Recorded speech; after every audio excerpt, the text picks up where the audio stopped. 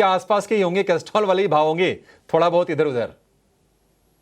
हाँ तो बिल्कुल, अगर आप याद करोगे सुबह हमने इसके बारे में डिस्कस किया था बिल्कुल, और वहां से भी एक स्टॉक प्राइस 3.5 तक ऑलमोस्ट आज के दिन ऊपर है।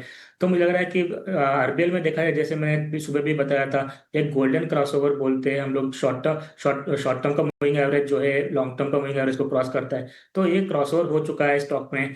तो मुझे लग रहा है कि स्टॉक में एक एक छोटा सा रेजिस्टेंस जोन बन रहा है अभी फिलहाल के लिए, तीन 230 के 225 के अराउंड। अगर ये एक बार क्रॉस करता है तो मुझे लग रहा है कि एक बड़ा सा तेजी बिल्कुल देखने मिल सकता है स्टॉक में।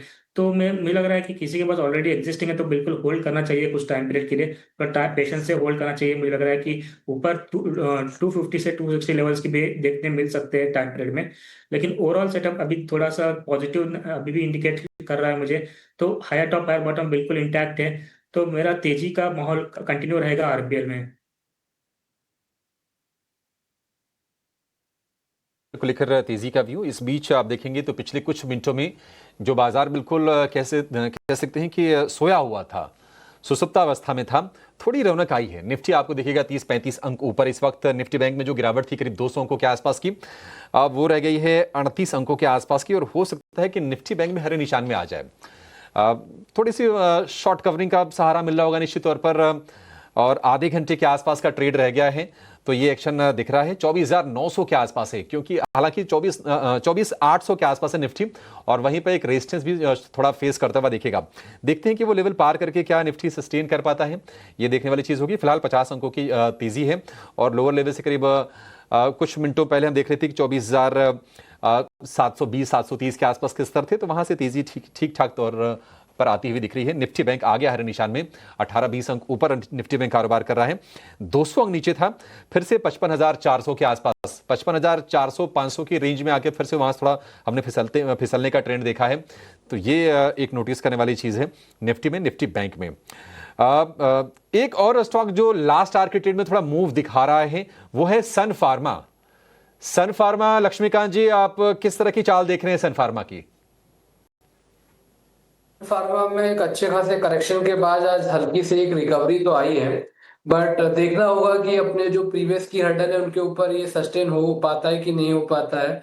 हालांकि अभी जो इसका जो मेजर सपोर्ट है वो दिखाई दे रहा है 1640 से लेकर 1635 के आसपास, और वहां से हमें रिबाउंड देखने को मिल रहा है। तो एक short term pull back Sun Pharma में एक्सपेक्टेड किया जा सकता है toward the levels of 1740 to 1750 तक का। तो वहां तक एक पुल बैक मूव देखने को मिल रहा है, फिर वहां पर एक बार रिविजिट करना पड़ेगा, क्योंकि वहां पर कई सारे मूविंग एवरेज है जहां पे बेरिश क्रॉसओवर उसी प्लेस पर दिखा रहे हैं। तो 1750 एक क्रूशियल हर्डल होगा सन फार्मा के लिए। तो एक short term pull back move के लिए यहाँ पर प्ले किया जा सकता है।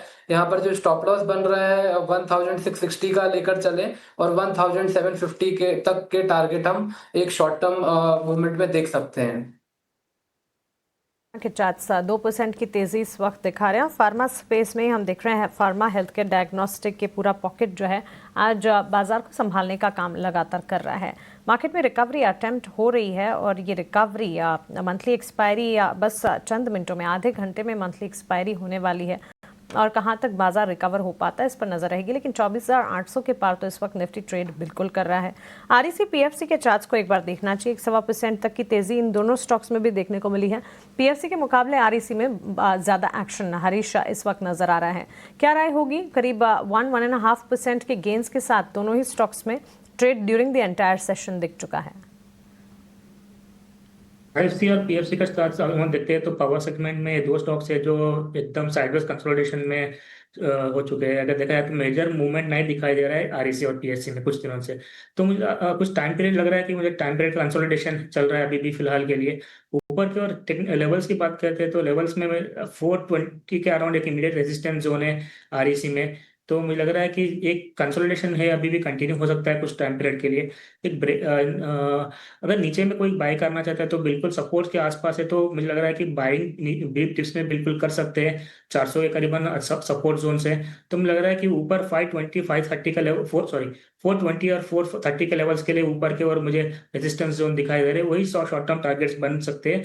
तो मुझे लग रहा है कि थोड़ा कंसोलिडेशन टाइम पीरियड लगेगा। लेकिन शॉर्ट टर्म के लिए बाय करना चाहता है तो कोई 400 के लेवल से बिल्कुल बाइंग कर सकते हैं और स्टॉप लॉस 390 का मेंटेन करना चाहिए। ऊपर का टारगेट्स बनेंगे 430 और 440 के लेवल्स आरईसी में।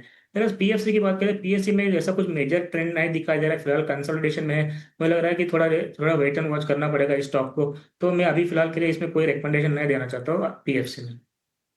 आरईसी के स्टॉक पर रिकमेंडेशन, पीएफसी को वॉच लिस्ट में ही रखना चाहिए, रादर अवॉइड करना चाहिए। फिलहाल कोई रिकमेंडेशन इस वक्त नहीं बन रहा है। लेकिन बाजार में जहां रिकवरी अटेम्प्ट हो रही है बेंचमार्क्स में, मिड कैप स्मॉल कैप में भी निचले स्तरों से रिकवरी देखने को मिली है। Stocks like Cummins, Prestige, oil India, Paytm, Hindustan zinc, ये सारे मिड कैप कैटेगरी के स्टॉक्स में बढ़िया एक्शन इस वक्त जरूर नजर आ रहा है। और इंडेक्स वाइज भी अगर आप देखेंगे तो इस वक्त मजबूती की चाल। लेकिन बाजार में उतार चढ़ाव के बीच कई शेयरों के वैल्यूएशंस काफी